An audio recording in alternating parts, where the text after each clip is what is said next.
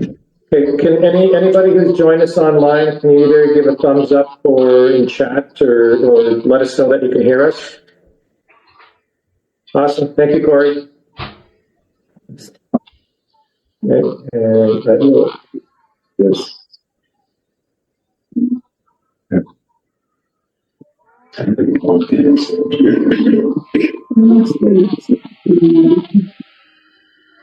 Okay, we should be ready to roll then. Yeah, as Gerald mentioned, my name is Yav Maloff. I'm the Chief Financial Officer of the Regional District. So I'll be presenting the draft 2025-29 budget this evening. So you're welcome to ask questions throughout the budget. There's quite a few slides of 40, so if we just need to be careful really getting into too many details on any one slide, but I'll do my best to answer any questions. If I'm unable to, Director Jackman, when he shows up, he's very familiar with everything as well. We might have to leave some questions for him to answer. But so anyway, let's kick it off. That's interesting. Okay, so the agenda for this evening, we're just going to do a little bit of overview of the regional districts and the services model, talk a bit about property assessments, do an overall outlook. Then we're going to go service through service discussion for most of the services or the larger services that residents on the East Shore participate in. And then a few pie charts showing the estimated taxation by area. And just a reminder, this is a draft budget, so it's still open to adjustment. And so staff, committee, commission, director and board level reviews are continuing, as well as these public information sessions. And this budget currently is based on a February 25th draft. So the budget process starts usually, or did start in October this year. And it entails a fair bit of discussion and various meetings. So the board had its first full budget review several weeks ago on February 21st, an all-day session on Friday. So they went through the budget, made some recommended changes. As well, we have committee and commission meetings that take part starting last December, January, February, and actually are continuing where they are still discussing the budget, making changes and reviewing. And then there's a local services committee, a couple of them, Creston and Caslow. There's actually a meeting in Creston tomorrow for the Creston Valley Services Committee. And then as well, directors, staff, and participants are have ongoing discussions. So all of this concludes on March 20th at the regular board meeting, where the directors have their final look at the budget, make a final set of recommendations, and then they, given those recommendations, are to adopt that budget, and then we have to submit that to the provincial government by March 31st. A little bit about the regional district. So it's one of 27 regional districts in BC. 11 electoral areas, A through K. This being A, or the north part of A, which is the blue section kind of on the lower right. So a 9-member municipalities, including Creston, Nelson, Castlegar, etc., and provides 186 services, including parks and recreation facilities, rural fire protection, emergency management, resource recovery and waste, building inspection, planning, GIS bylaw, some transit service. And one of the key differentiators of regional districts is each service stands on its own. So each service has to have its own funding, its own taxation, has its own reserves. So we're unable, if one service shows a surplus, we just can't move that money to another, those funds to another service that might be showing a deficit. So that's a big difference between a regional district and a municipality. Municipality gets one big pot of money and they can sort of allocate it and move it where they choose. Regional district, each service is an individual sort of unit on its own. And I'll show a bit about that. You'll see the taxation rates are different as well for each service. So a few statistics, just under 300 full-time equivalent employees, 280 volunteer firefighters. There's 62,500 residents in the regional district and covering just over 22,000 square kilometers. So this is a list of some of the regulations that impact the regional district. The two main ones are circled in red in the upper left, the Local Government Act and the Community Charter.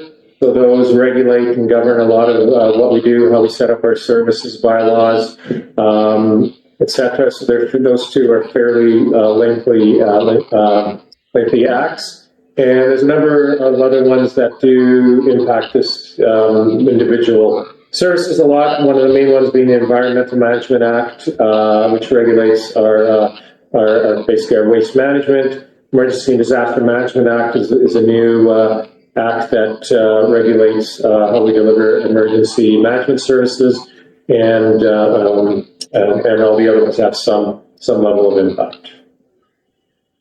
So how are annual property taxes for RDCK services calculated? So for each service, through the budget process, tax requisition amounts are required to fund the service are determined through the budget process. And as a completely separate process, an agency of the provincial government, the UBC assessment, they do all the property assessment valuations. We are not involved in that process. We're not involved in any appeals or any of that. So that's a separate process. And we also do not drive our budgets by what any changes in assessment of that. So say assessment values went up 10%, that has no impact on our budget decisions. Our budget decisions are done basically by what funds are required to run that service. And then for each service, if you got the funds that are required and you got the property assessment values, then we come up with a tax rate for each service. And then you multiply it by assessed value of each individual property that's in that service. And then you come up with property tax for each individual property for each service. And I'll show you a table that makes a little more sense of that shortly. Before we do that, we'll talk a little bit of what's happened with property value assessments over the last year. So the blue bars are the year-over-year change. So Area A had the second lowest change. Sultan was actually negative, so just about 1% on average. K was the highest, about 11%. So you'll see there's about a 17% difference from the lowest to the highest. And then if you look at here it looks like dark brown or dark orange. That's the 9-year sort of average, and you'll see it's a much tighter distribution, which indicates, at least for this period, that there's a bit of a reversion to a mean. And so you'll often see year over year which area has the highest change. They'll usually shift somewhere down the graph in coming years. So any questions on that? Okay. And so this is the average for the area. So one individual property might see a 10% increase in your area. Somebody else might see a bit of a drop, but that's the overall average. I do have a question. Sure. So you're saying that's all of Area A, so... That's all of Area A. You have it broken down into Rhinedale? I do not. No, I don't have that broken down. So that's all of Area A, and yeah, you're right. So that includes all down the shore, all the way down to just about Windell. So that is an average, and usually you're right, you might see a different impact in Rhinedale than you might further south in this area, in Area A. Okay, so this slide here just shows, we're not going to, don't worry, we're not going to get into those numbers, they're hard to read, but it just shows the three main components of our financial plan. So the financial plan is available on the RDCK website, which the new website just launched today. So under financial statements, So on the left-hand side, we have what are called taxation details. I'll show this one in full. By area municipality, it shows all the services that an area participates in. Then we have a taxation summary that compares each area and each municipality, their taxation rates. And then we have about 200 odd pages of detailed service statements. So for every service, there's a detailed statement that shows the 5-year budget, last year's draft actuals by every account code. So if you really want to get into the details of a service statement, that's where you would go to help understand. The other area to help understand services is a lot of these services will have public meetings. For instance, resource recovery. There's public meetings monthly through Creston Valley Services Committee. There's recreation. Well, actually, most of the services that are common to areas A, B, and C are discussed at that Creston Valley Services Committee meeting, which once again is being held tomorrow. I believe the first Thursday of every month. Okay, so here's the taxation details for Area A. So on the left-hand side, it lists out all the services. So the services are numbered. And then the change from 23, 24 through 25. And it shows the amount, the total assessment value for each service in each year. So you can see how that's increased. And then the requisition is the total taxation amount for Area A for that service. And then the rate per thousand. So you can see the rate per thousand is different for every service. Yeah. So this is available online, and this presentation will be available tomorrow. So we're not going to go through this in detail. And so the services on there's a split in the middle where there's totals. So all the services on top, every property pays into those services. So you'll see the assessment of 123 million, the total assessment of 123 million is exactly the same for each service. So that everybody in Area A pays into those top 15 or so services.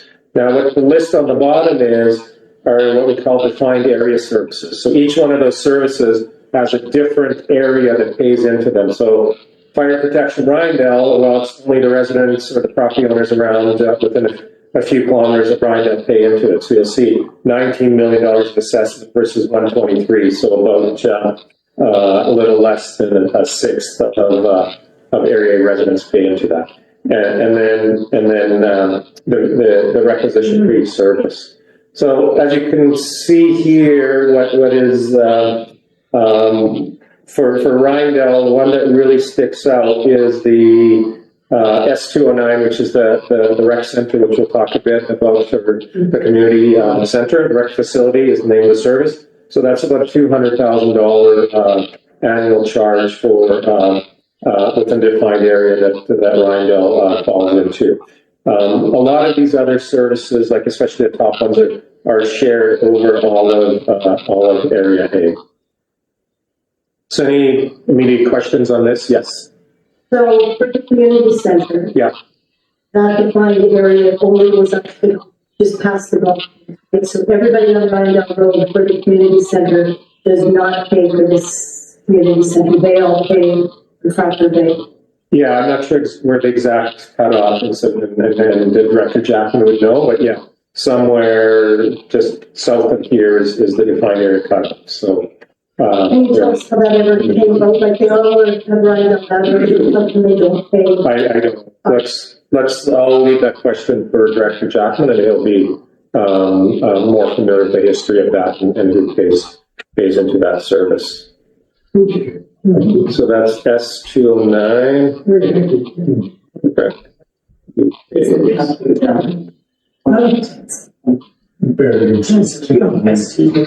Yeah, S209. So it's 11 what? It's cheap. Yeah. Where? So there used to be a lot of So it's a little. 15. Anybody north of it? Yeah. Can you zoom in? Oh, 200. It's never cheap. Yeah, I do. 200,000. So we pay 200,000 for the community center? Geez, that's very collecting insurance. Okay, so we'll go through all these in detail, but if you look at the assessment, total pay-ins, I think, like for instance, for Rydell Rec Center, it's about $12 million, and fire protection's 19, so the fire protection area is bigger than the area that pays into the community center. So that's one that you can look at and say, okay, it doesn't go beyond the fire protection area, for sure.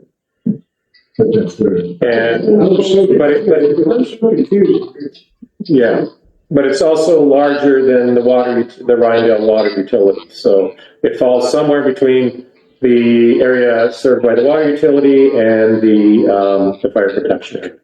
But again, why protection and line covers from here to the terminal? Mm-hmm. Yeah. And everybody pays in. Yeah. Why is the property taxes from there to here not going to us and half of it going across the bridge? Yeah, I will ask Director Jackman when he comes. He'll have, I'm sure, a very clear answer about that. Okay, so we have an example of a property tax bill. So somebody, we don't actually send out property tax bills. The province does that.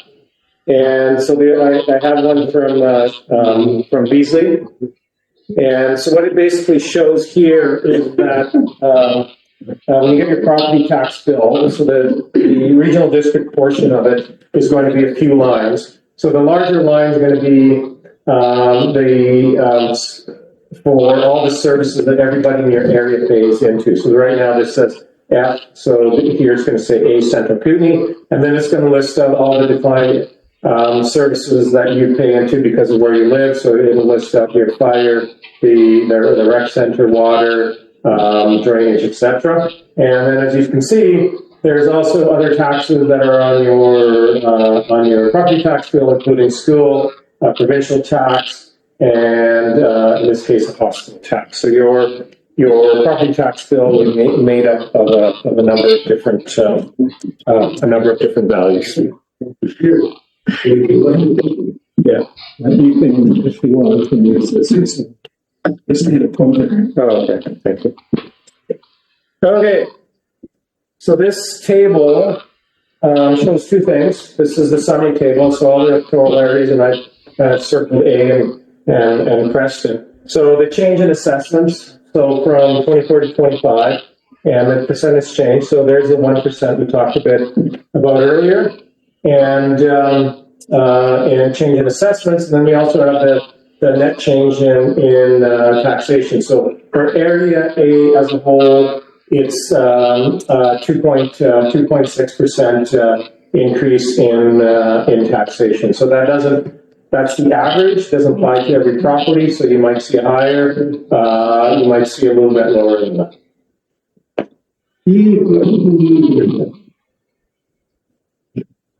So the table that had the 9-year to 1 year. Yeah, that's the change in assessments, yeah. This seems to be going the opposite direction of what that document did. Yeah, so what that table was is the third column. So that's your change in assessment, the value of your properties. Yeah. So that's 1%. Area A was 1% on that table. And this is but your change in taxation is 2.6. Thank you. Increase, yeah. On average. It sounds good on average. I just added one line for the 25% increase. In valuation? Yeah. Holy smokes. 25%. Yeah. Yeah, so you do have an option that it's late. Yeah.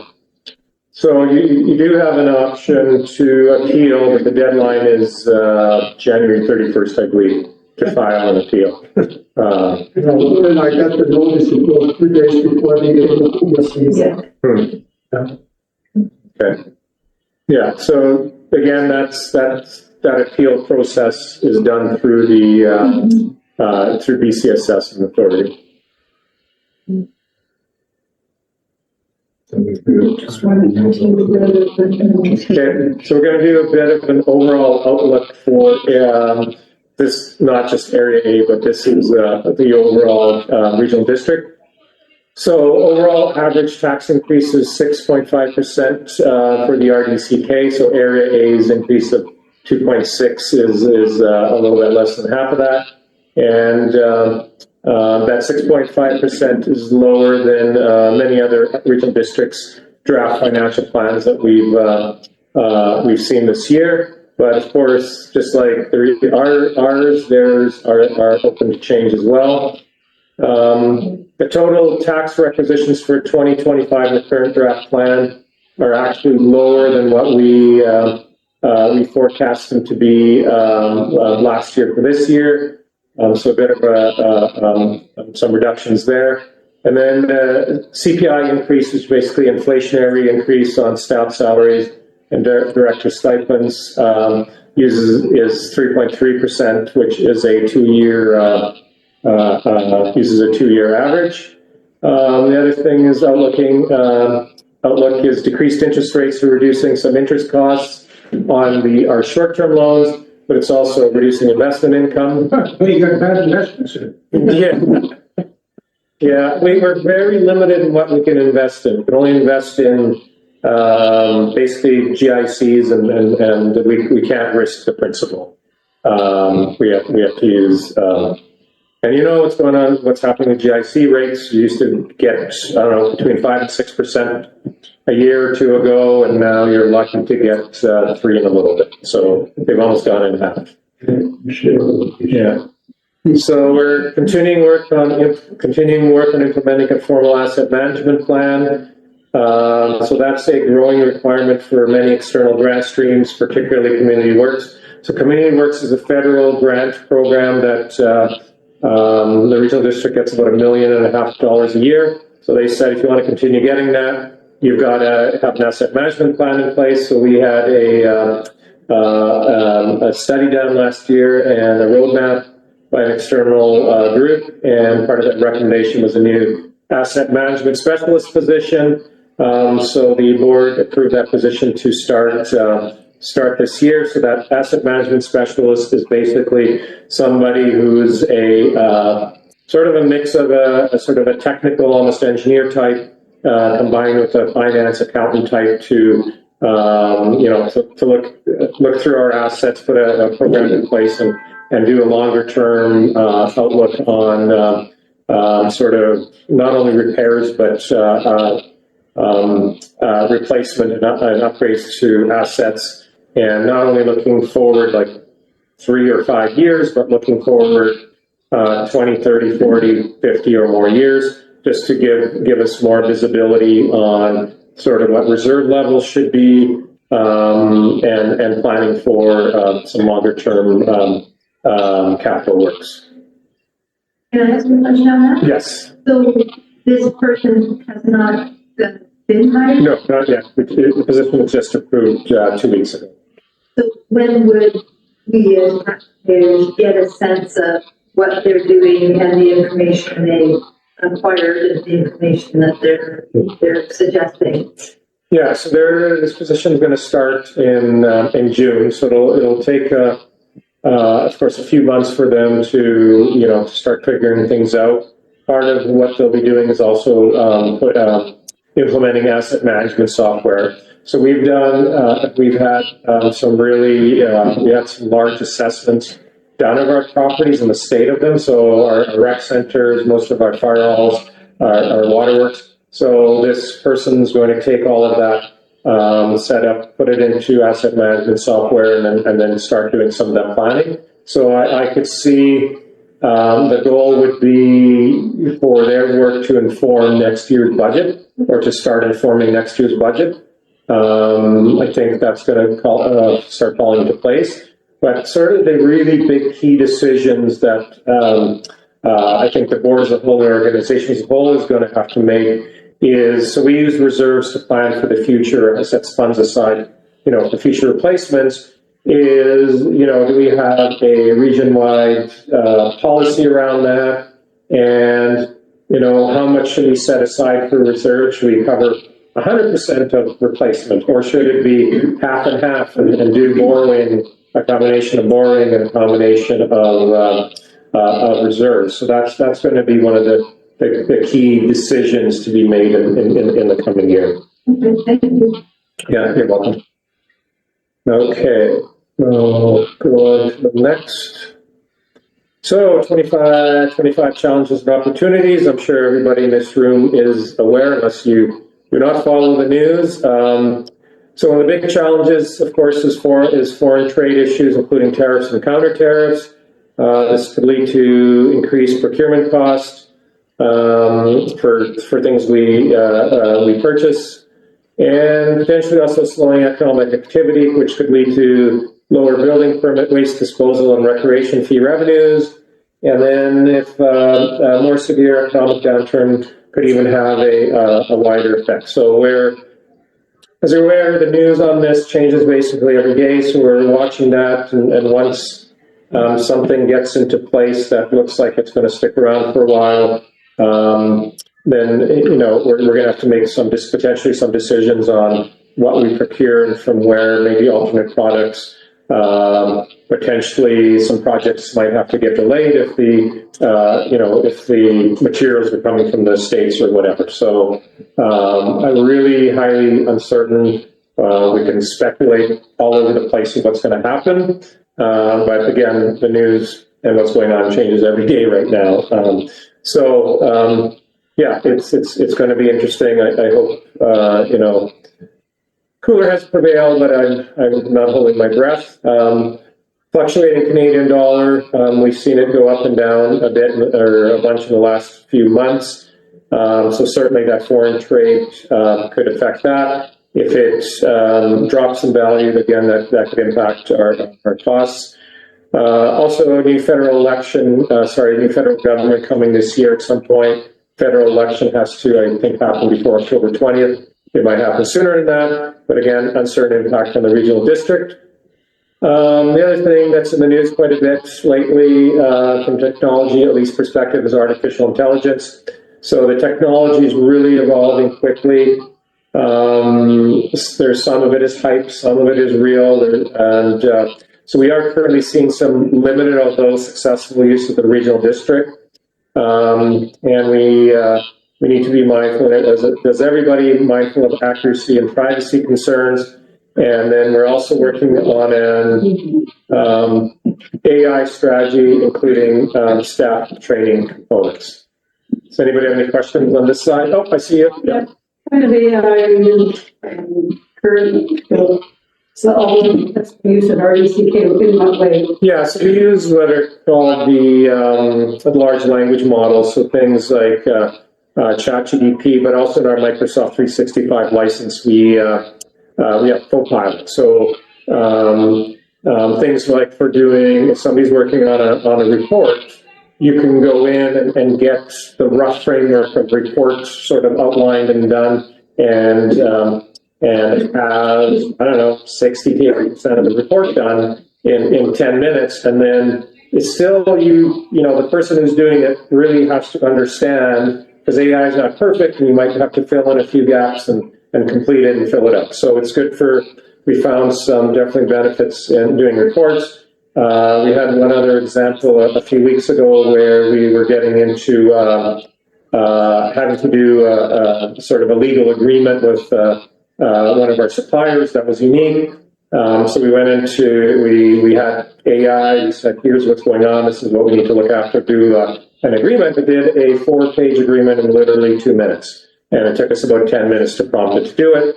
And coincidentally enough, we asked one of our legal firms to look at, review what was going on there. We said, oh, here's the legal agreement we came up with. And they said, no, that's great. There's nothing we would change on. So, had we asked them to do it, it would probably, cost $700, $800, maybe $1,000 to do it. But having said that, what it came up with for the legal agreement, we looked at and we did make a couple changes. Or we saw, it missed one item. So we still requires some level of human expertise to look through it and maybe, again, fill in some gaps and make some adjustments. But I would say that's not an everyday occurrence, and we're able to use it in cases like that. There's, I think, 3 examples that I know of in the last 2 weeks. Yes. Wouldn't that eventually lead to reduction of staff? Yeah, that's a great question, and I think that's a question even wider and beyond the regional district. It involves any organization, business, or government. Is AI going to displace people, or for sure it's going to change how we work. What's really difficult to predict right now, what is that timeline where we're going to see a noticeable enough improvement that we could say, oh, we can, start, shrinking staff, or we're going to start not filling some positions. If I had to guess, we're probably a couple years away from that. But again, this is me, not the regional district's position. Sort of in the 5 to 10 year period, it's going to, I think, radically affect organizations at all levels and how they operate and what they do. Mm-hmm. Thank you. Okay, you're welcome. I had the same question. Yeah. Okay. Yeah, it's not to that level yet. Okay, so we'll go through some of the services. General Administration Service S100. So all areas and municipalities pay into this one. So this includes corporate administration, finance, IT, HR, CAO's office, and municipal directors. It's seeing an 8% taxation increase this year. One of the main projects is a $138,000 roofing replacement. From the HR perspective, 2 or 3 years ago, when we recruited for a position, we hardly got any applicants. It was a really competitive pool. So now we're getting a lot of applicants. But if they're from outside the area, they're having challenges finding affordable housing. And they're also looking for higher wages and compensation than even a couple of years ago. So some challenges in recruiting. From an IT perspective, we're beginning migration to SharePoint for records management, which is part of our Microsoft 365 environment. Continuing to build out cybersecurity, systems resiliency.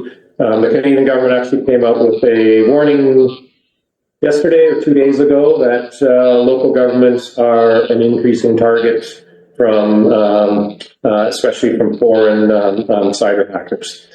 New website says launching soon, actually launched this morning. So if you go to rdcpay.ca or .bca.ca now, you will see a new website. If there's anything that really seems off to you, then there is, I think, a place there. Just let us know. It's been fairly thoroughly vetted, but there's still potential for a couple things not to be working quite right. And then the board approved an organizational review process to start this year. So that would be done by an external consultant. Meaning what? What does that mean, organizational review? Organizational review looks at the organization, how it's functioning, how it's set up, where some major inefficiencies might be, and will produce a report with recommendations of changes to improve how the regional district functions. And who does that? It'll be an external consultant. We go out to a public bid process, and there's a range, I don't know, there's probably at least a dozen consultants in Western Canada that do this kind of work. So we haven't put that out for bid yet. And then so the directors are going to be involved in forming some of the statement of work for that process.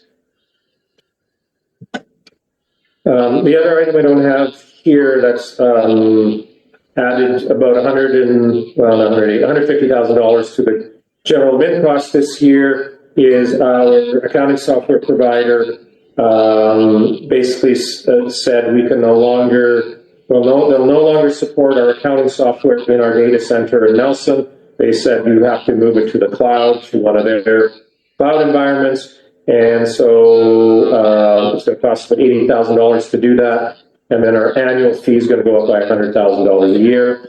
So basically, yeah, yeah, for sure.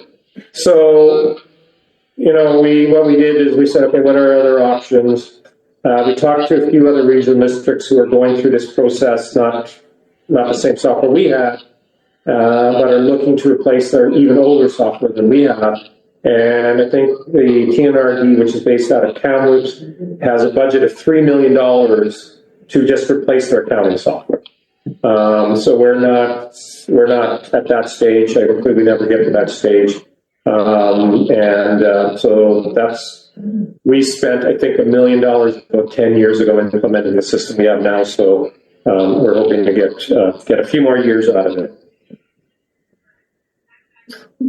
Service S101 is rural administration, so it's seeing a larger taxation increase, largely driven by less surplus in the service, less reserves, and as well a few increased costs.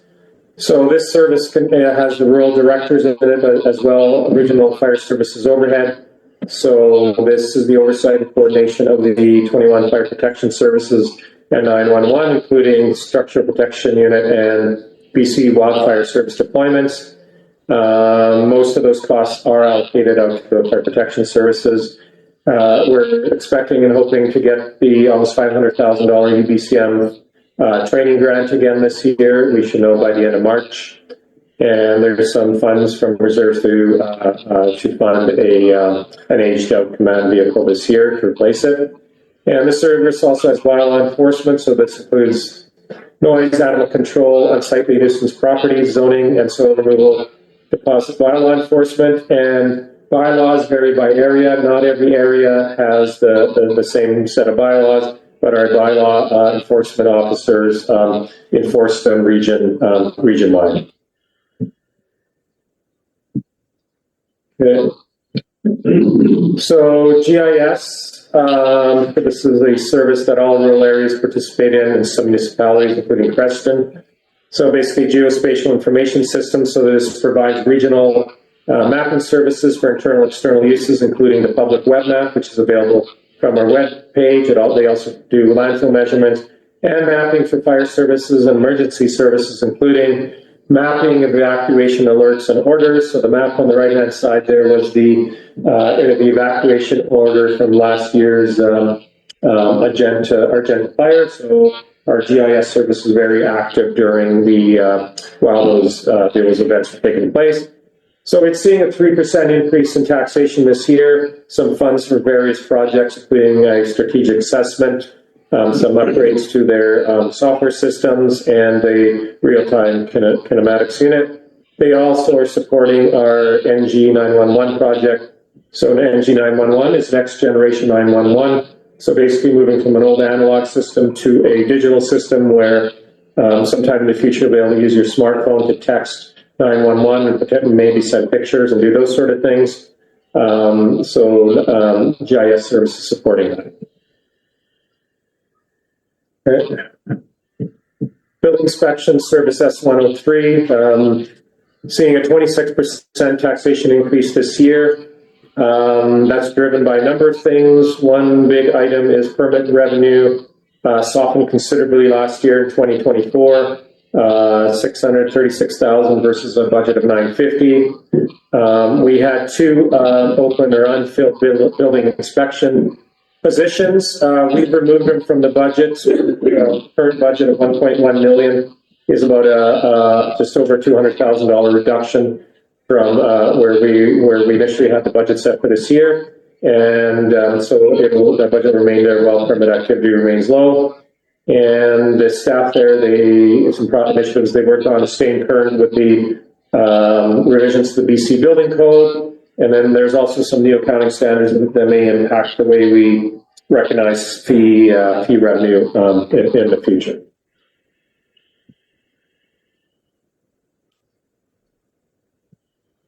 Planning and land use. So the planning department is responsible for the administration of zoning, land use, and development applications.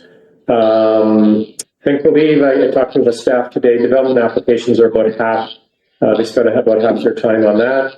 And then they also work on the development of long-term community plans, which Area I is going through a redo of theirs right now.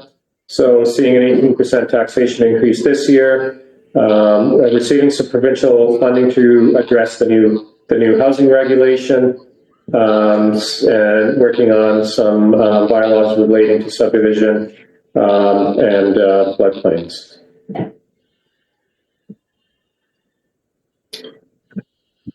Okay, service S107. So this one is specific to Area A, economic development. So it primarily provides grants that are based on applications to the commission for debate and recommendation to the board. And so seeing about a $9,000 taxation increase this year. So it supports the Kootenay Lake Crescent Valley Economic Action Partnership.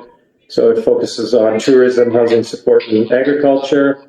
There's Imagine Kootenay program, which is a driver tourism.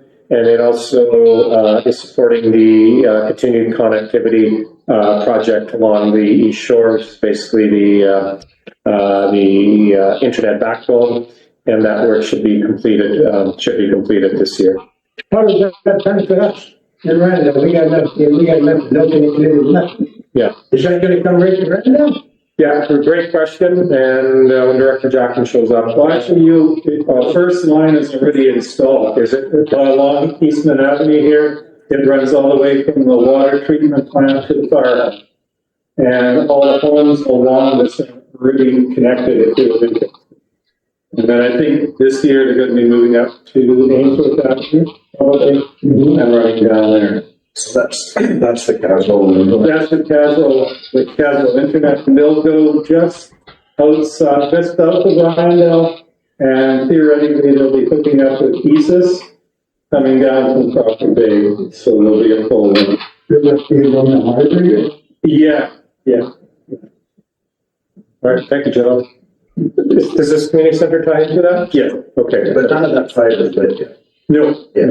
We're hoping for November, a big internet in Ryan. Balls. Yeah, something. Okay, I have a question. yes. That support for Imagine Kootenay, Mhm. seeing as how this conversation of budget started in, when did you say, last year? October for this coming budget. So we had the ferry strike start in November, and tourism is a little slow in the winter time, but traffic and business has been severely impacted. Is there money in there? There was a comment earlier about changes to budgeting, given that the tariff situation, et cetera. Right. All fairly new items in our overall picture. Yeah. But this has been going on for 4 months. What's in Imagine Kootenay? Yeah, so, Local business. yeah, so I'm not exactly sure the exact contribution to Imagine Kootenay, and whether they're changing what they're doing. So I think it's under an agreement. So they have like a website and they do some targeted tourism. But I can, again, and hopefully Director Jackman shows up and he might be able to speak to if they've changed, because of the ferry situation, if they've changed anything that they're doing. But that is a good question. Oh, there he is. Just go up a half an hour service, and the province won't let you. You're telling me all across the Vegas is more than that, not just those land. Absolutely, because you are Like those land. you are disadvantaging people who have asked for something, and the province through the regional district enabled it.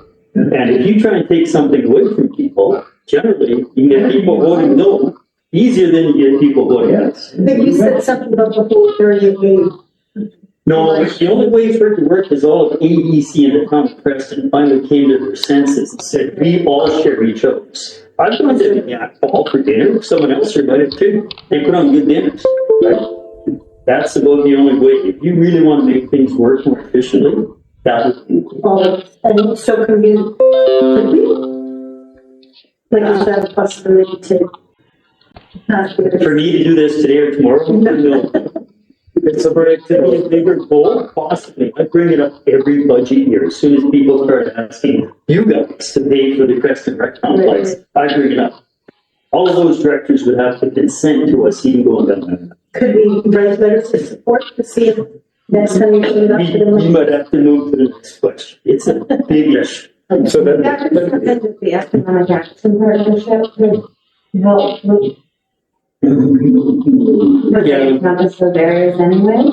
It is all of us. That is one partnership with all of us, but it's more a thing for the Crescent Valley Services Committee, which I'll be in tomorrow morning at 9 o'clock, and then I won't finish till 9 p.m. after that budget meeting tomorrow. That's where we talk about all shared services. We talk everyone, first to receive everyone, unless there's something that's going on with the products. so the other question, thank you for that, Gary. Well, this slide, economic development service Yes. number 7. Yeah. So Imagine Kootenai is basically what a tourism building service. It's not so much tourism, it's to promote any businesses, whether they're industrial, tourism, small, mom and pop type, to attract residents and invest. Okay, so the question was relating to, sort of the fair issue for the last 4 months. Is this changing what Imagine, or is there potential to change what Imagine Kootenai does, or any of these other organizations do, given the situation with the fair? Okay, so first, Area A pays $2,500 a year to Imagine Kootenai, $2,500. So it's not what most of that is. It's a little piece, many things. We had a meeting, Imagine Kootenai Partnership. So we had people from Golden, Upper Columbia Valley, across East Kootenai, here, Casco, Nelson, and beyond, down the trip. I asked them in that meeting, as I'm not shy, if they would all consider writing letters of support for a ferry issue, because it absolutely matters. If you're in Calgary and you have a specialty bicycle shop and there's 10 others, you say, hey, it's 1,000,003 people, I have 130,000 customers. You look at the Kootenays and you say, well, I'm going to locate in Nelson, they only got 12 customers. No, that's not true. People move around here. We're always fluid moving around. Any business you establish will benefit from people driving, I don't know if you drive to Castlegar or Cranbrook to go to Canadian Tire. Canadian Tire knows that their area, their catchment is not just Cranbrook or Castlegar. They know because they've done the homework. Imagine Kootenai educates people that any business you start in this area, you have a fluid population moving around from city to city for medical, dental, this or that, different shopping, and they are also your customers. So absolutely Imagine Kootenai is interested in this fluidity and ability to move around the region is top concern. That people don't start to think that there's barriers to get here to there. So I brought it up. It's not the first time. I'm hoping the 2 ministers I just spoke with won't make us wait for the next Imagine Kootenai meeting or that kind of thing to happen.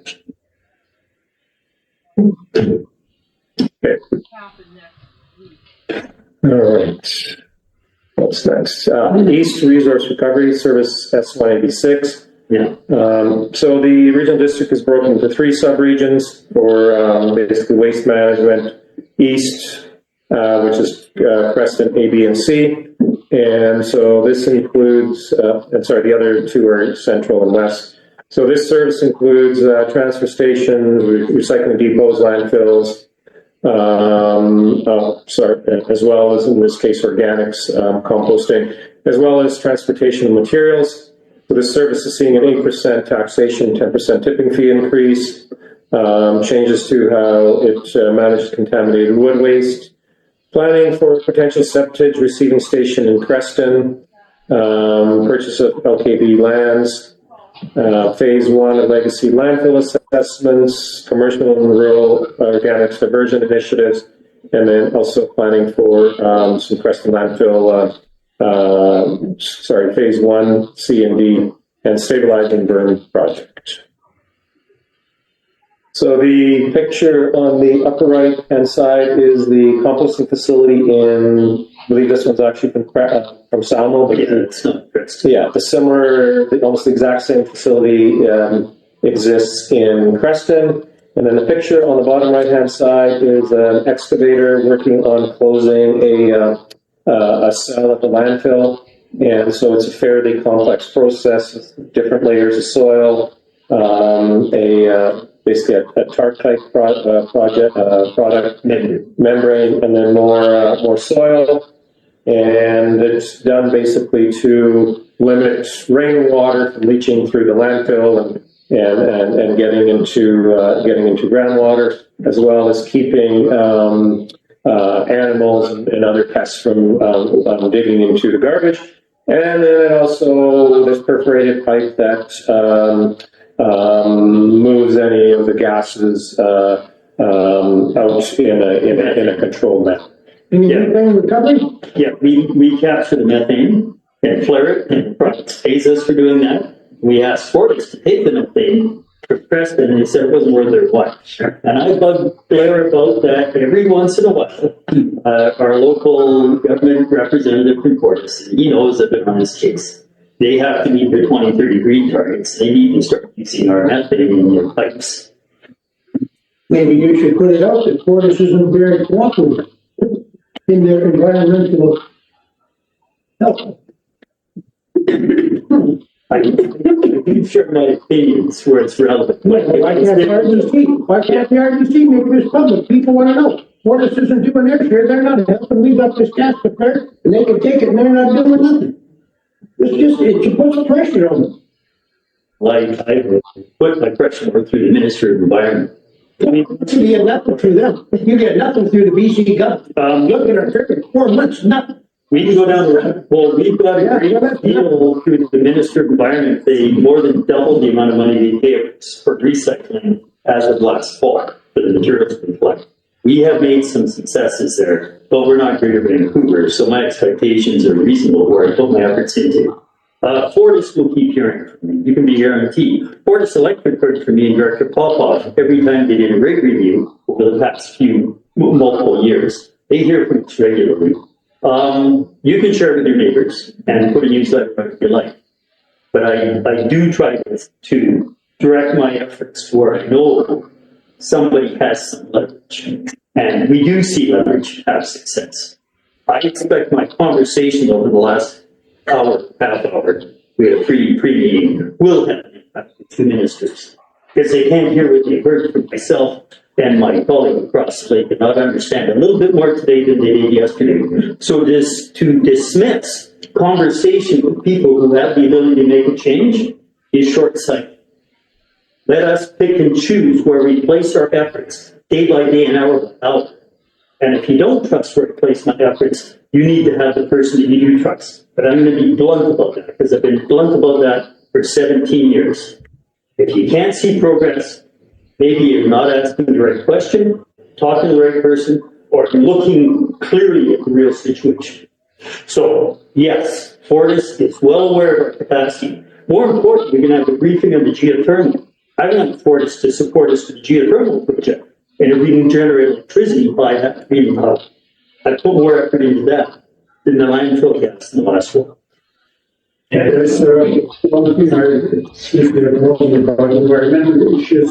There should probably be some efforts being made to reduce the amount of plastic and the new kinds of plastic that we have to deal with. It just doesn't seem to. Mercer Celgar is working on that, and I was in a briefing with them in the past week. They have a biolignin team with an ACCO trailer set up in Castlegar. They've been researching that steadily for years. They're asking their European masters to fund projects for $50 to several $100 million to create bioplastics out of some of their otherwise waste projects. So yes, we're involved in that. He's retired now, but Minister George Haney, Minister of Environment, did probably the most comprehensive restrictions on use of plastic in this country. And I've had face-to-face conversations with him over his 7-year tenure. And if you go to Alberta and some other provinces, you'll see there's a difference. So plastics is your concern. There has been action on that. We have other struggles with plastic in terms of composting and stuff, but you're really here to hear about the budget. But there's a lot of moving parts in this world. And I would support Celgar in Castlegar to get into this market of plastics, just because there's more jobs and money attracted into the foods. And it doesn't sound like a bad idea. So yeah, there's some action there. But they're beholden to their major shareholders in Europe. And they have to see that we're worth investing. Is what it comes down to. Yeah, thank you. Thank you, Director Jackman. Okay, so we'll get into some recreational services and parks. So S205, 2 parks, Crawford Creek, so some work there. New bridge, entrance, banner, parking lot. And then Rindell, so repairing the water line is planned. So the overall taxation increase is 3% for this service in 2025. Is that money in there? Not yet. I don't think so. The ground was a little bit frozen, just that little annoying bit until a couple of weeks ago. They started what? Yeah. Okay. I think they ran into contaminated soil issues. That's what sort of froze it temporarily.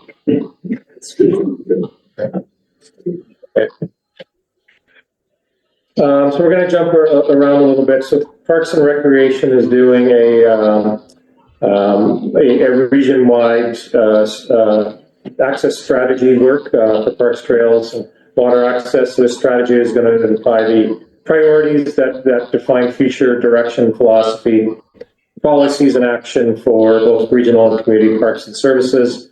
And that project is slated to complete in this fall. So this facility, service S209, 0% taxation increase to $200,000 taxation, which we talked a bit about earlier, so the same as last year. Some focus on asset management involving utilizing our regional facility staff, including a structural assessment on the foundation wall to inform some long-term planning, as well as some siding and stucco repairs. That's just for this building, 200,000? The service, the taxation for this service, which includes this building and the grounds that are attached to the building and not to the regional park ball field. Yeah. So that also includes the Circle of Friends. Circle of Friends building down there. That's for 200, but that's $200,000. That's on our tax, right? That's right. Yes. That is, And then they get, do they make decent rents? If they have decent rent increases, they get decent rents for all the services that the people they rent out to be paying for this. 2 points to make first. The 200,000 isn't being spent every year. Most of that is being banked every year because you need a lot of money to do the major renovation work. So this commission doesn't spend 200,000 a year.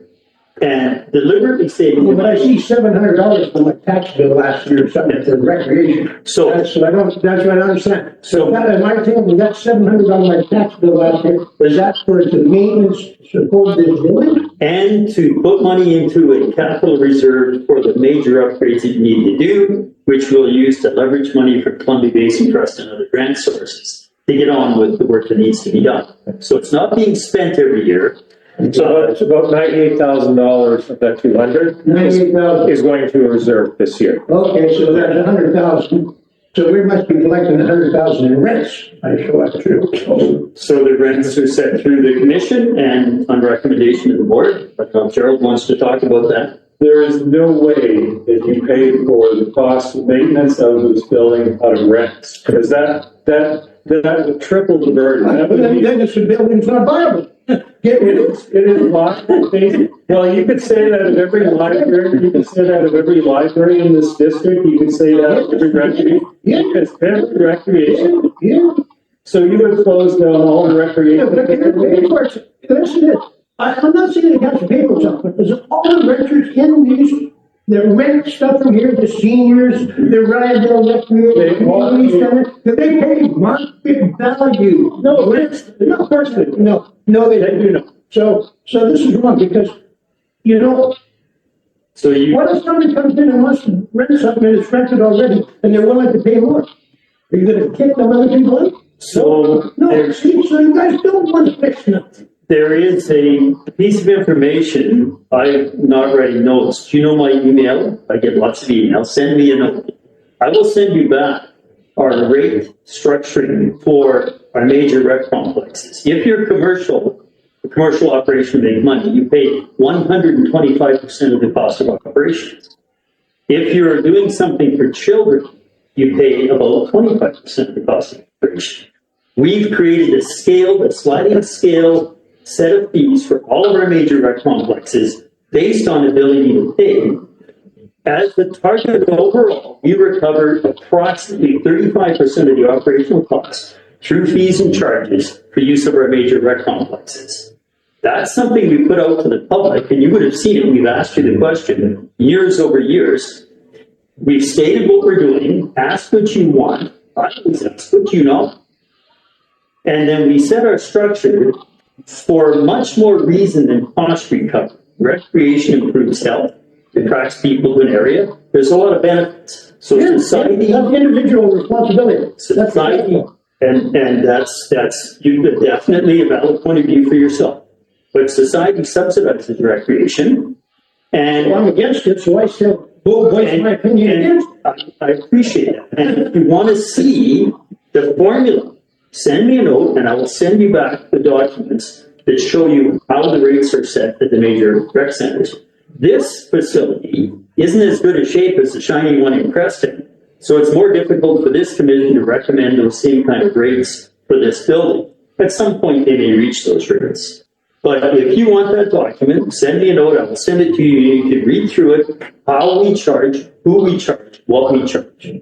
And it's all been carefully worked through with a subsidy as one of the bottom line objectives, because that's what people keep asking for.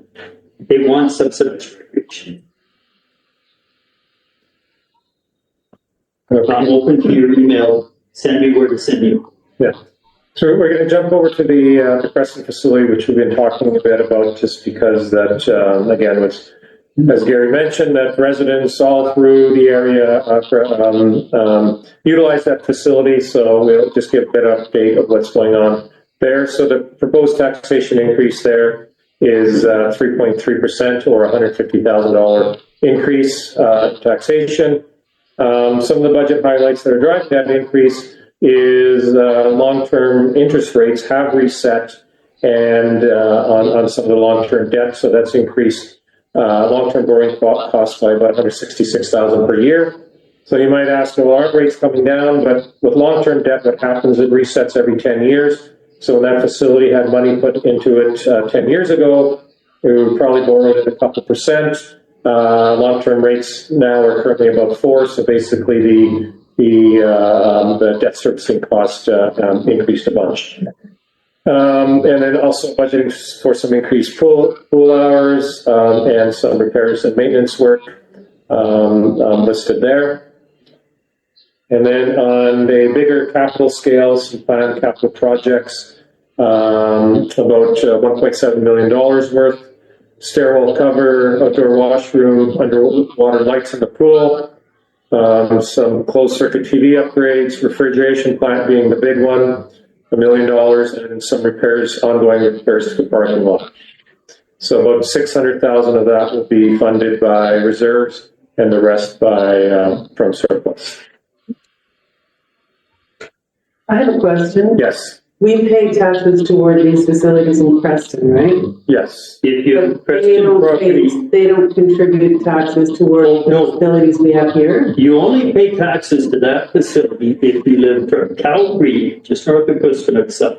Remember there are two slides, big slide, the little slide, the mud slide. If you live from that point south, you would pay into this. If you pay from that point north, you pay into Rec 9, which is a very small, that works, small allocation for really funding smaller social programs. And then there's separate defined area taxation we just talked about, whether it's the Crockery Holland Parks or this, but you're not paying for that.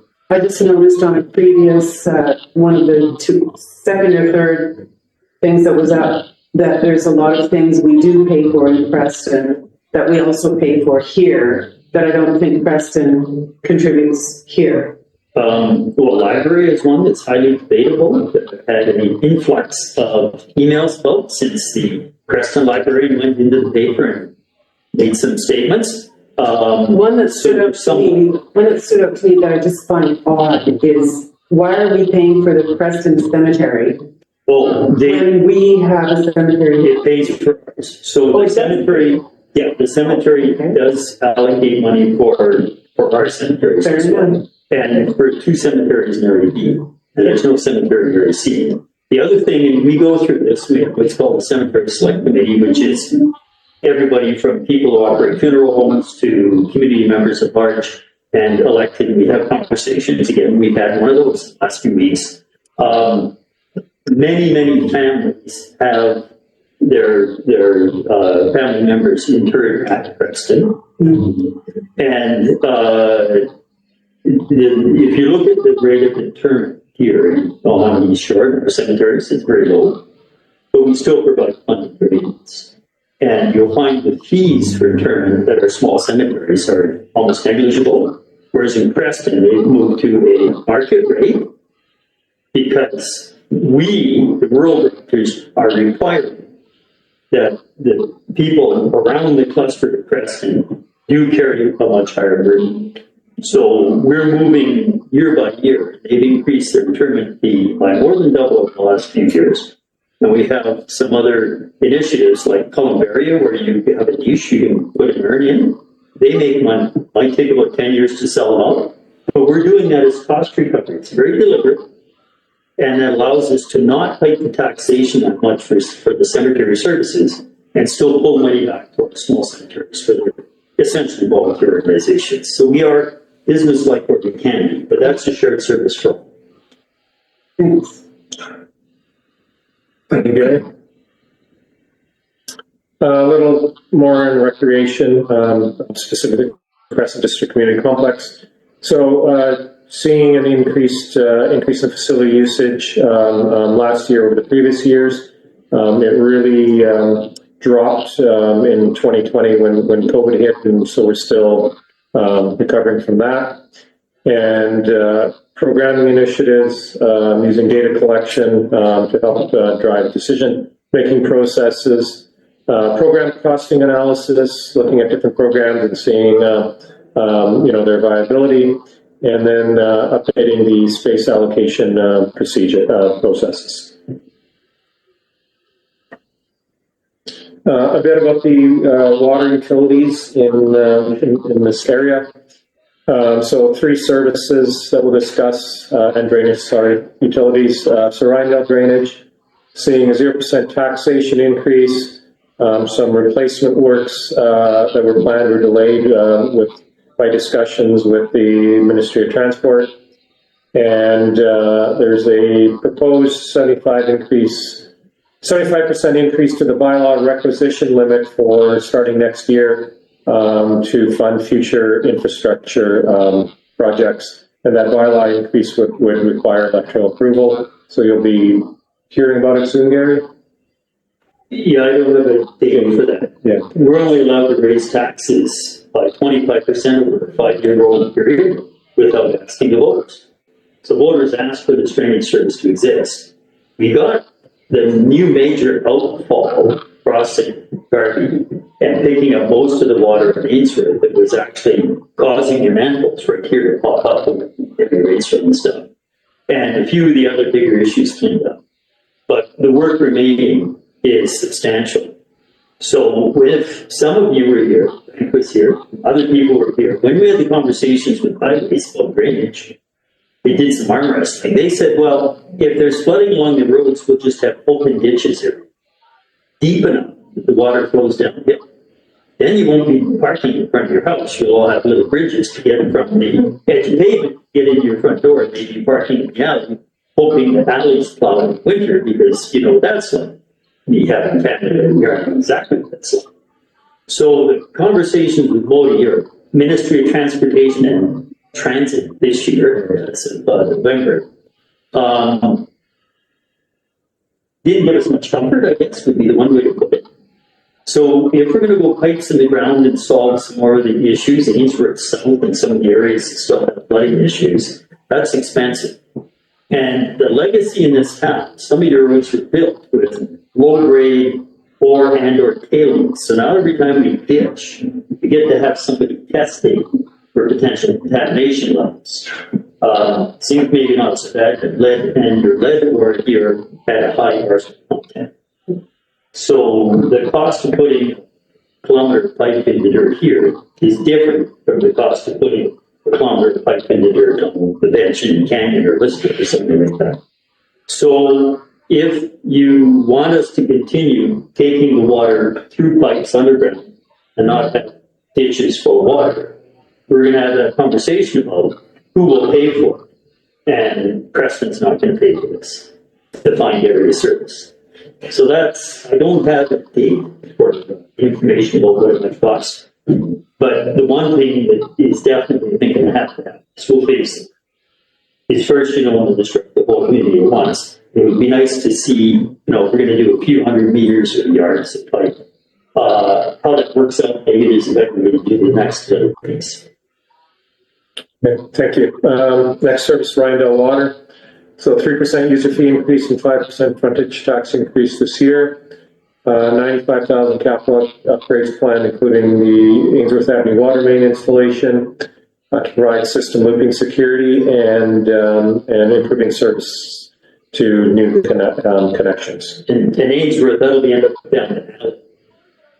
Because if we go down the sort of west side of Ainsworth, that's the main, and the east side has the drainage pipe. And the health regulations require more separation than we can get if we were to put main on the road over top of the drainage pipe. Plus, the road that's filled, it might be contaminated. But when you go down the alley in that last block, the northern block of Ainsworth, it's cut and filled. You can see it's native soils because it's dirt and gravel. So if you go down the alley, pick up 6 final houses, properties, water connection, ability to connect. More cheaply with a smaller pipe that we can do down the road. Yeah, so Sanka Water.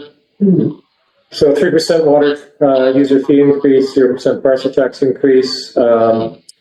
Waiting for provincial review of the service, requesting a change in boundary adjustment.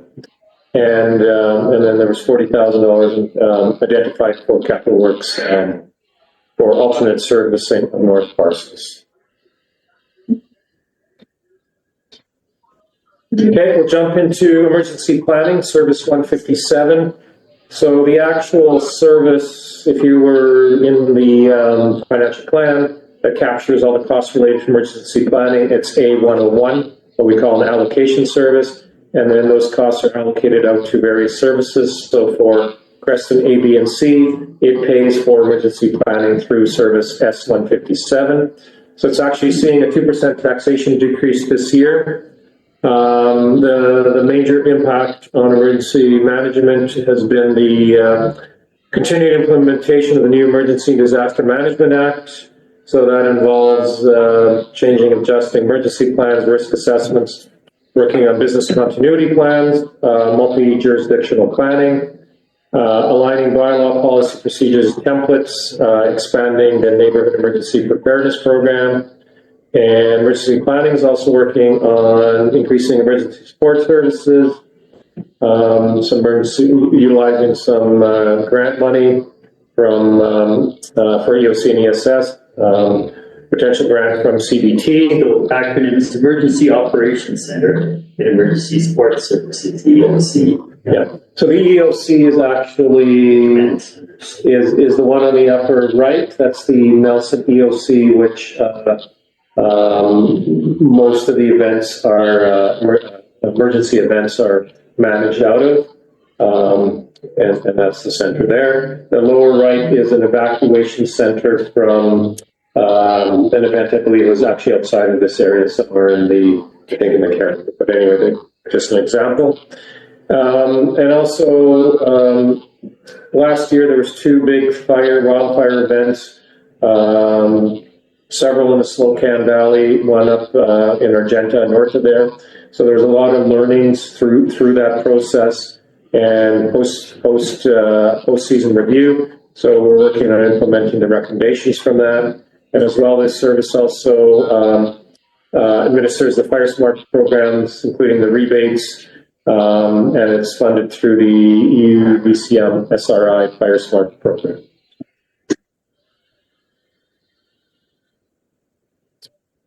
Tom just before I could say, he helped your community get back on track with emergency support services and support from the Ashford as well to identify a center where you could gather, get information, get the immediate emergency relief supplies if needed, and then move on in the event of evacuation. Well, what kind of discussion has been in the RDCK in some kind of mitigation program, sort of manage the risk of wildfire? Yeah. So for a few years, we were allocated funding that we could move around to do field mitigations. And sort of at the recommendation or more sort of prioritized by the regional district. So we did a mitigation project north of this community and south. There was one up in Crawford Bay in the steep gully that could, rapidly burn and get into houses. There was one on Pike Point. There was one above Serdar. There was one closer into Windle, sort of the Lake Creek Road that jumps over the top and through Preston.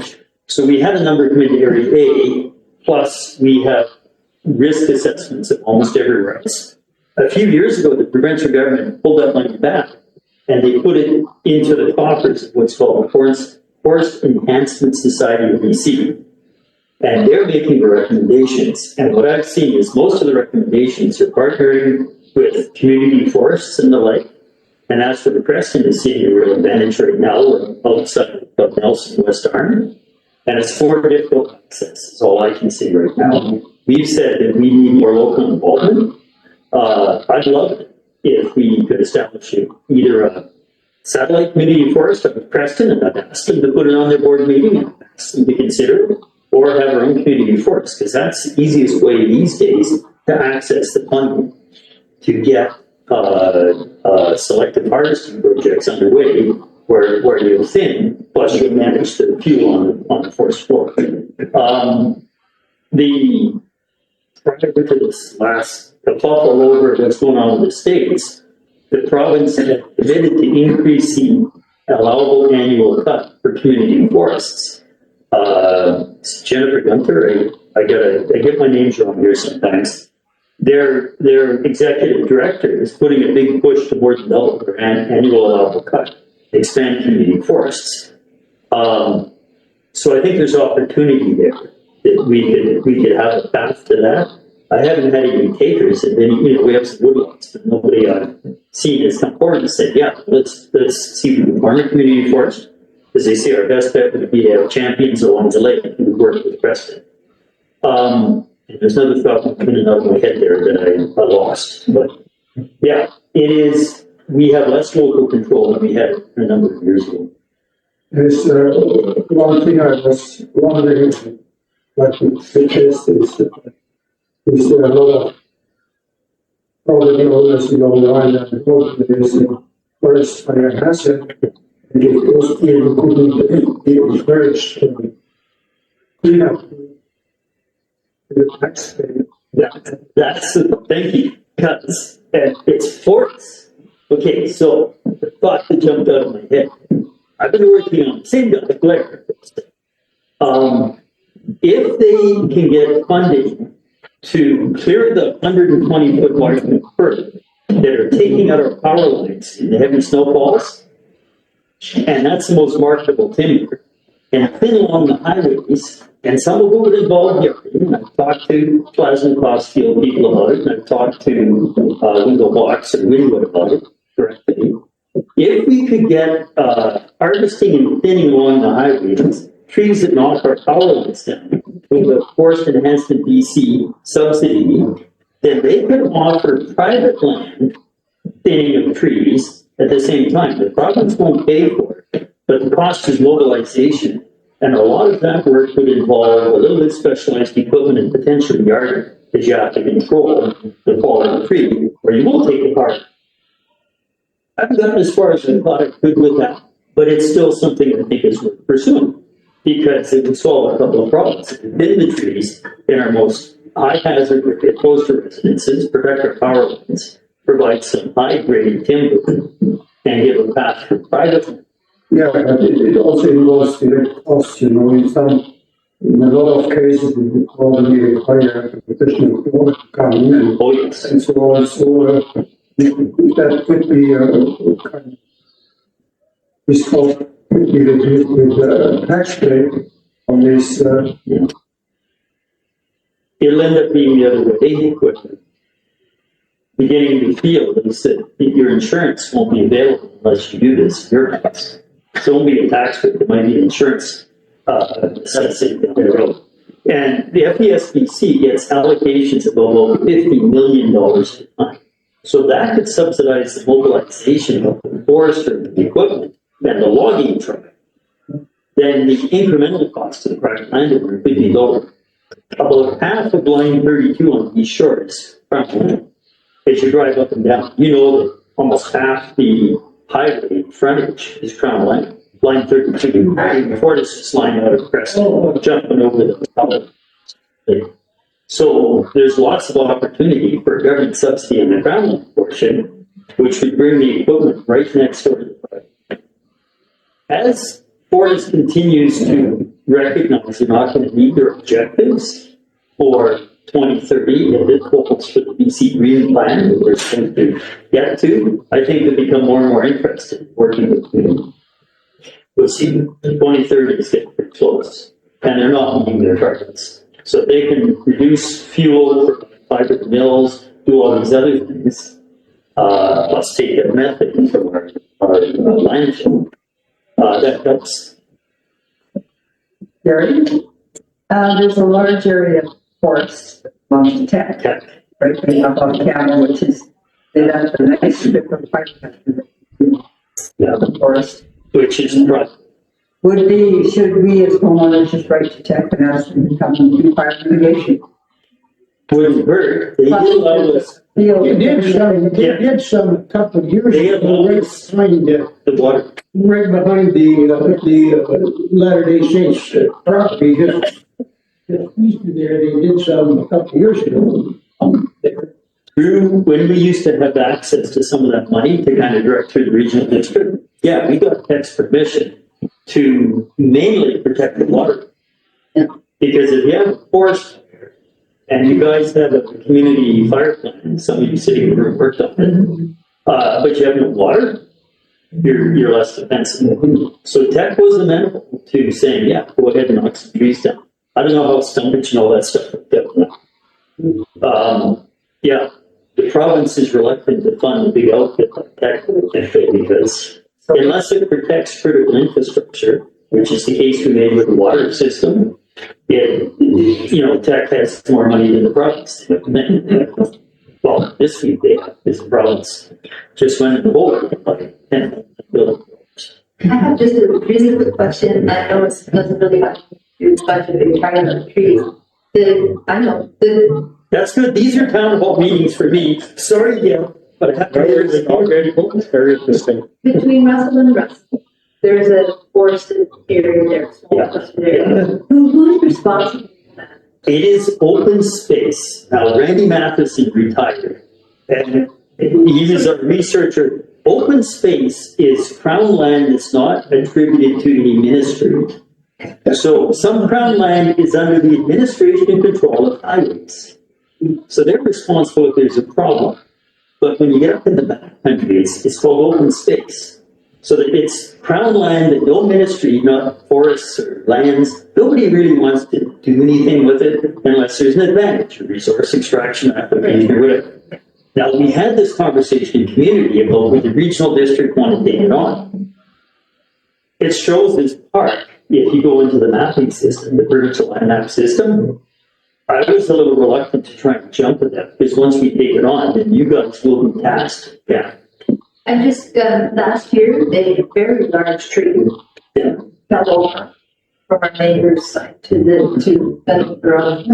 That's true. Yeah, they're that huge retreat, and there's lots of them there. There's a few dead ones. All I wanted to know is that part of the RDCA? Because I thought you were pretty living here, or That's the Crown Land. It's Crown's. The commission has been able to kind of help out with some limbing in some of the trees, but not for a few years, Joe. I have a question about that. Then those trees are down. Can I go in there and fuck them up and drag them up? You're supposed to go to Service BC, I think, and tell them you want to salvage felled trees or. They're not, remember that, remember they can go out. So- I can just go there with them, because it's all Crown Land. I think you should talk to Service BC and Creston just to be sure. I know people who do exactly that. That's how they made their money on fire. They take hazard trees that fell on right of ways, clean them all up, and sell wood. But I think you should. Oh, I don't want to sell what, I just want to use it. Oh, no. I want to take it down. But you can even sell wood. I mean, they'll charge you at some if you do that. I would talk to Service BC. I wouldn't just go in there with a chainsaw. Neighbors might get upset because they might have It's Crown Land. they might have their price. It's Crown Land. Crown Land, I don't care, it's Crown Land. Used to be all here, and then you guys came on and stole it. It's Crown Land. I don't know who you guys, but I know there is a. You guys are not indigenous. How do you know that? Well, I don't know. So Sure. good. We'll go to the next. Okay. Let's move on to 911 communications. Service 156. So the regional district contracts out dispatch services for 911 and fire dispatch. So the prices, the cost of that's going up by 56,000 this year. Services seeing a 28% taxation increase, largely driven by that. There's also a 30% increase to continuing migration to next generation 911 that we talked about. And then $100,000 in new radio infrastructure, including repeaters, is planned to be funded from reserves. And fire protection. So Rydell Service S128, 0% taxation increase this year. Waiting for confirmation of the Columbia Basin Trust Wildfire Grant to fund some gear and equipment. As always, increased training for volunteer firefighters, and a service review underway as pertains to road rescue and first responder services that occur outside the fire protection area. So, fire protection, say, for instance, in Crawford Bay, is there no protection there because there's a shortage of volunteers, or what's? That was the biggest barrier years back. And we did put it to a vote, and residents of Crawford Bay at the time voted no. And the plan would have been to have a Senate vote, so we wouldn't have to have a training room, wouldn't have to have everything. But we need somewhere to put at least one major apparatus, either a pumper or a tender. It could be a cheaper unit than the primary pumper. There's rules under fire underwriter survey is an entity that insurance companies support across the entire country, across America, that sets standards. So we thought if we had a major piece of apparatus, we may need a rescue truck, something to house it, and enough volunteers to assure the FUS people that we would have a reasonable response time for a structural fire. Then people could qualify for partially protected, that's not the correct word, Sylvia. Then you would have a partial reduction of your insurance premiums because you have this partial or limited protection. Not the same as the city where you have full service and stuff like that. So the volunteers has been a big issue. And the other thing is today the cost of the fire is pretty daunting. So if people did get volunteer base there and we had another vote, then again, we would have to look at what does the new taxation that's brought in bring to the sheriff, the whole service as a whole.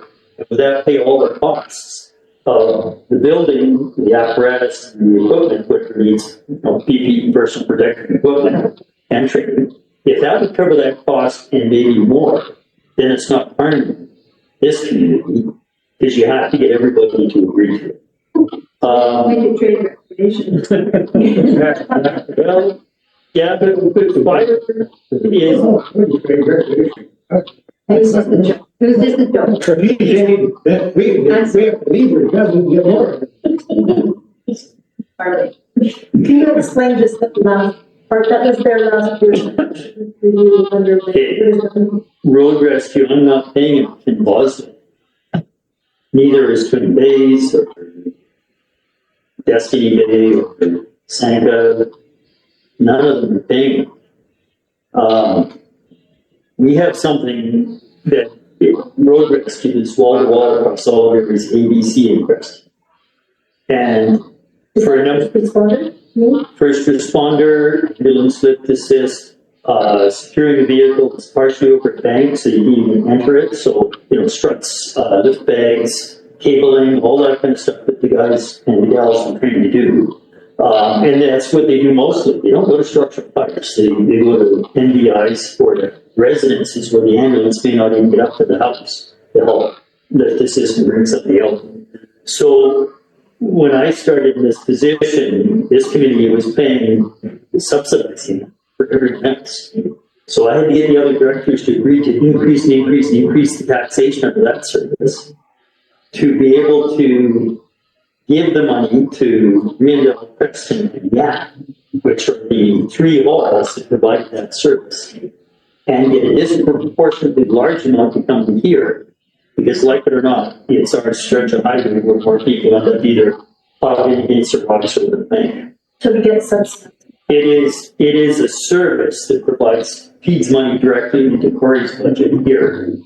And I have tried to get it better balanced and raised, and I can't get my colleagues to agree. If we doubled that and gave a better allocation for the road rescue, then everybody else's fire service bill would go down. Your fire service bill would go down because they don't roll with houses. They roll to help people, individuals, MDFs, one big instance. So if we were to raise that, we could drop the other offset. Then the balance would be more fair for you guys. And in Boston, I would pay more. And gladly, I'll pay more.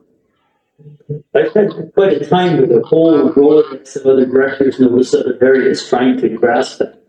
So what I've said, well, maybe to shake the tree, I'll say is, we'll just yank it higher.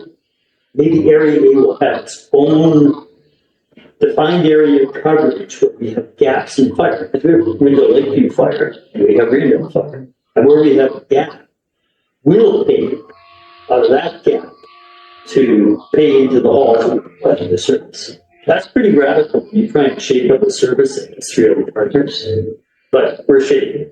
Yeah, so the service that Gary's talking about is S-152. It's the, what's called the Jaws of Life service. So we don't have that today, but that's the service he's cost. And do you have the number that it feeds into this service? It's 30,000 or 28,000 or something. Oh, the dollars? Yeah. Or is it 18? Yes. It should have a report. Is that identified on online? Yep, it'll be transferred to other service because it's a term. Transfer another 11,000. Transferred from other. Oh, sorry, 39,000. 39. Yeah, almost 40. So we're taking money from other places to the tune of almost $40,000 to help keep your fire service costs down. Yes, it's fair. That's the plan. Okay, I think the pie charts are next. Yes. So this is a pie chart representing where somebody living in Rydell, where their taxation goes per service. So the two big ones are the rec facility service and fire protection. And then drainage is the third, followed by waste. And then the rest are less than 10%. So between The rec center, fire, drainage, and refuse, you're probably at 75, more than 75% of your taxes here for those 4 services. And so on the left-hand side, that's the tax bill per $250,000 of home value. So if you have a $500,000 home assessed at $500,000, then you would double that. If it's 750, then you would triple that number.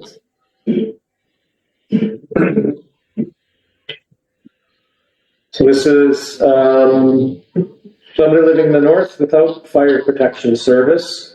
And obviously out of Rindell, so there's this Without fire, without water. yeah, without fire, without water, without this rec service. So now your tax bill is quite a bit less. And you're mainly paying into waste, Crescent libraries and parks, and some of the rural administration services. And then the next one is very similar. So this is Crawford Bay, a slightly different mix of services. The Holland Parks. Yeah, the Holland Parks, but again, refuse, library, the regional park, the Crawford Bay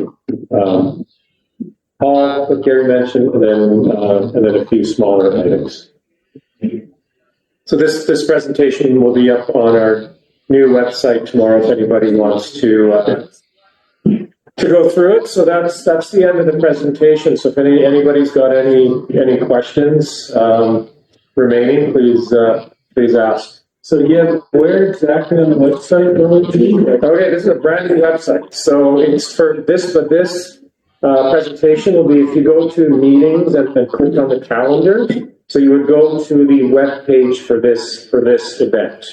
So the East Shore, March 5th. yeah, March 5th presentation, and it'll be on that website later on tomorrow. And there's one for tomorrow in Creston, which will have some overlap, but more extensive services that are in South End and through Creston. And will these reports just, are they going to be, so you can search them a little more easily than having to go through, what was it, 300? Oh, this is the big one. Okay, so this presentation is about 40 pages. Yeah. So here's the 300.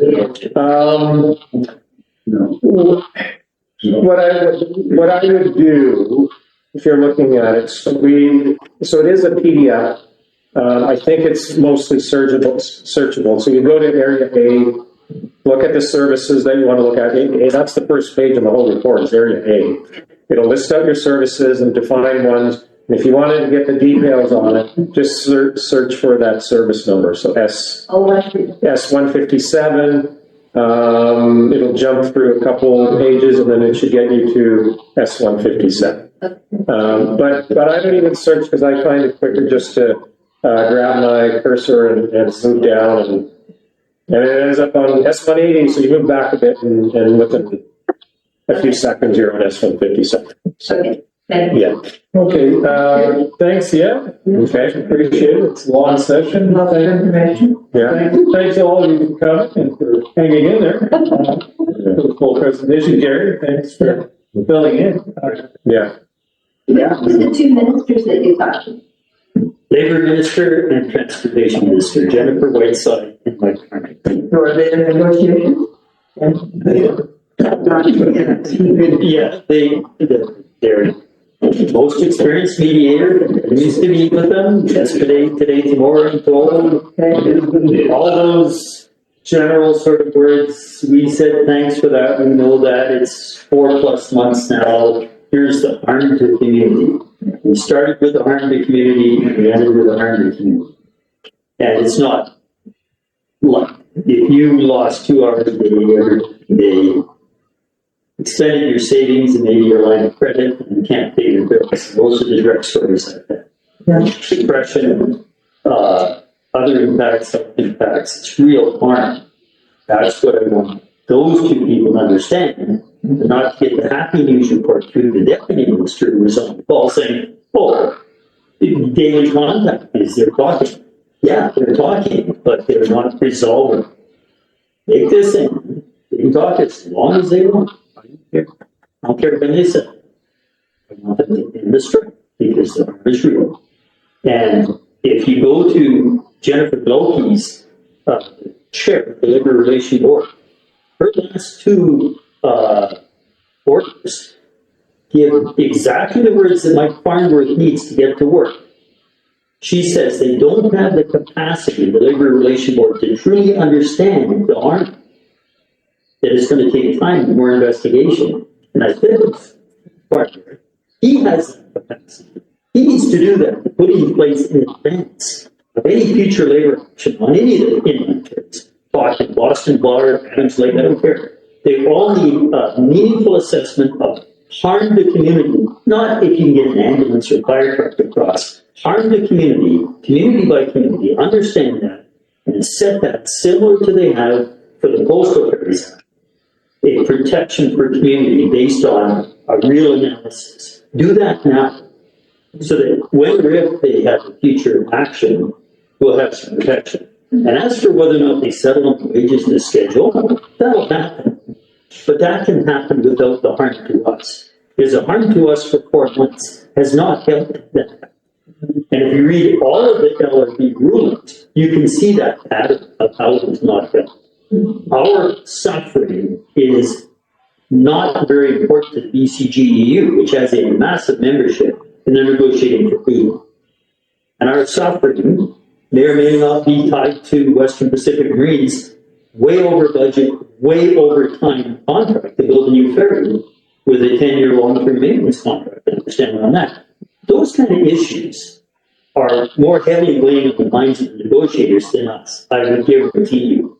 So don't use us as pawns, leave us alone, settle that stuff somewhere else. And meanwhile, Mike Farnworth, so that's Jennifer Whiteside's job, in my view. And meanwhile, Mike Farnworth has a massive transportation industry where he can get the very clever people to start going to community and do a proper assessment of what should be legislated as minimum service levels to not targets.